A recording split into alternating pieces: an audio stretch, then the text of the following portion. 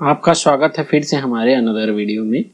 इस वीडियो में हम जो इससे पहले जो संख्या नाम का जो हमने गणित का एक पार्ट डिस्कस किया था उससे संबंधित प्रश्न उत्तरी जो आपके एकलव्य आवासीय विद्यालय में पूछे जा सकते हैं उस प्रश्न के बारे में बात करेंगे।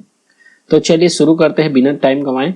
वहीं पे मेरा एक रिक्वेस्ट रहेगा, क्योंकि हम इतने मेहनत से ये वीडियो बनता है, तो आपसे रिक्वेस्ट रहेगा कि आप वीडियो को ज़्यादा से ज़्यादा लाइक करें, अपने दोस्तों को साथ शेयर करें और साथ ही साथ वीडियो को सब्सक्राइब जरूर करें, ताकि हमको ऐसे ही मोटिवेशन मिलते रहे जिससे हम आगे वीडियो बनाते रहें। तो चलिए सबसे पहले हम यहाँ पे प्रश्न नंबर 1 दिया हुआ है, पहला दिया है जिस संख्या का जोड़ी बनता है उसे कहते हैं। तो जिस संख्या का जोड़ी बनता है या जिसके अंत में 0, 2, 4, 6, 8 आता है तो उस संख्या को कहा जाता है सम संख्या। फिर इसके बाद अगला प्रश्न है प्रश्न नंबर 2, 1 से 100 तक के बीच कितनी अभाज्य संख्याएं हैं। तो 1 से 100 तक की अगर हम देखें तो यहाँ पे 1 से 100 तक के बीच में टोटल जो है 25 अभाज्य संख्याएं होती है। अगर कोई भी डाउट हो तो इससे पहले हमारा वीडियो देख ले, तब ये प्रश्नोत्तरी को देखें तो आपको पूरा समझ आ जाएगा। प्रश्न नंबर 3 है -4 यानी ऋण 4 कौन सा संख्या है। तो ऋण 4 जो है ना पूर्ण संख्या है ना प्राकृतिक संख्या है, वो है पूर्णांक संख्या। तो यहाँ पे तीसरा नंबर का जो उत्तर है वो सही हो जाएगा। अगला है चौथा नंबर का, बच्चे को स्कूल में सबसे पहले कौन सी संख्या सिखाई जाती है, पूर्ण संख्या, प्राकृतिक संख्या, पूर्णांक संख्या।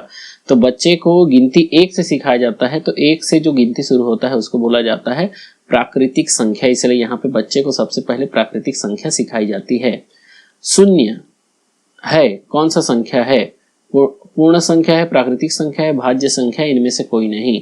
तो शून्य जो है वो होता है पूर्ण संख्या, और शून्य के बाद जितने भी संख्या होते हैं 1, 2, 3 वो पूर्ण संख्या भी होते हैं और प्राकृतिक संख्या भी होते हैं। तो केवल शून्य बस ऐसा संख्या है जो प्राकृतिक संख्या नहीं है, तो यहाँ पे ये पूर्ण संख्या आ जाएगा।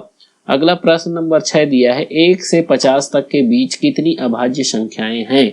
तो 1 से 50 तक के बीच में अगर हम देखते हैं तो 1 से 50 के बीच में कुल जो है 15 अभाज्य संख्याएं हैं। अगला आ जाते हैं प्रश्न नंबर 7, प्राकृतिक संख्याओं में सम्मिलित नहीं है। प्राकृतिक संख्याओं में सम्मिलित नहीं है शून्य। तो 1 से शुरू होकर जितने भी अनंत तक की संख्याएं जो है प्राकृतिक संख्या है, लेकिन उसमें शून्य शामिल नहीं है। एक जो है भाज्य संख्या है, अभाज्य संख्या है, ना भाज्य है ना अभाज्य है, इनमें से कोई नहीं। तो एक जो है ना भाज्य संख्या है ना अभाज्य संख्या है, 2 से शुरू होता है भाज्य अभाज्य, तो एक जो है ना भाज्य संख्या है ना अभाज्य संख्या। अगला आ जाते हैं दिए गए में से अभाज्य संख्या है। तो अभाज्य संख्या यहाँ पे जो किसी से भाग नहीं जाता है, एक और स्वयं के अलावा। तो यहाँ पे जितने भी 93 जो है 3 से चला जाएगा, 87 भी चला जाएगा, 96 भी चला जाएगा, लेकिन यहाँ पे 89 जो है वो किसी से भाग नहीं जाता है, इसलिए 89 जो है अभाज्य संख्या हो जाएगा। दिए गए में से भाज्य संख्या है, तो दिए गए में से अगर हम भाग देखते हैं तो यहाँ पे 61 भाग नहीं जाता, 71 भाग नहीं जाता, 41 भाग नहीं जाता, लेकिन 51 जो है 17 जो है यहाँ पे चला जाता है। तो इसलिए यहाँ पे उत्तर नंबर 2 51 जो है सही हो जाएगा। सबसे छोटी अभाज्य संख्या, तो सबसे छोटी अभाज्य संख्या जो है वो 2 होता है, जो सम संख्या भी है। सबसे छोटी भाज्य संख्या, तो सबसे छोटी भाज्य संख्या 4 होती है। सबसे छोटी पूर्ण संख्या, तो सबसे छोटी पूर्ण संख्या क्योंकि शून्य से शुरू होता है, तो जहां से शुरू होता है वो सबसे छोटा होता है, तो शून्य जो है सबसे छोटी पूर्ण संख्या है। सबसे छोटी प्राकृतिक संख्या, तो सबसे छोटी प्राकृतिक संख्या 1 होता है।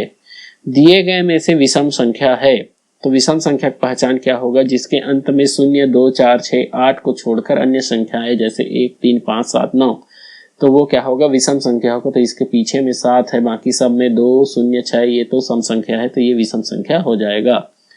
दिए गए में से सम संख्या है, तो दिए गए में से सम संख्या कौन सा है, तो यहाँ पे सम संख्या पहचानने का तरीका पीछे में जो है 2, 4, 6, 8 आना चाहिए, तो यहाँ पे 4 दिया हुआ है, तो ये वाला जो संख्या है वो क्या हो जाएगा सम संख्या हो जाएगा। 2 क्रमागत या लगातार सम संख्याओं का अंतर होगा। जैसे 2 लगातार सम संख्या जैसे 4 और 6 हो गया, तो 6 में से 4 घटाएंगे तो हमेशा 2 ही आएगा। वैसे ही विषम संख्याओं का अंतर भी 2 ही होता है, तो उसको भी याद रखना है कि परीक्षा में कोई भी प्रश्न पूछा जा सकता है।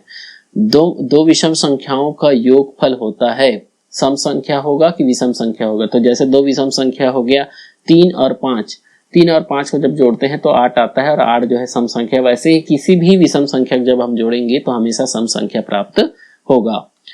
1 से 20 के बीच में कितनी अभाज्य संख्याएं हैं? तो 1 से 20 के बीच में तो कुल जो है 8 अभाज्य संख्याएं हैं। आप खुद से भी निकाल के देख सकते हैं 8 की, या फिर वो ऊपर में जो पहले जो वीडियो था उसको आप जाके देख सकते हैं और वहां पे देख सकते हैं कौन कौन से अभाज्य संख्याएं हैं।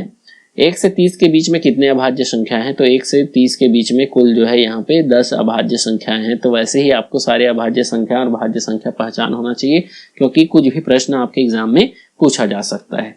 तो अभी के लिए बस इतना ही। अगले पार्ट में हम जो है किसी और टॉपिक को लेकर यहाँ पे बात करेंगे। तो और वीडियो को लाइक करें, चैनल को सब्सक्राइब करें, अपने दोस्तों को शेयर करें। Thank you.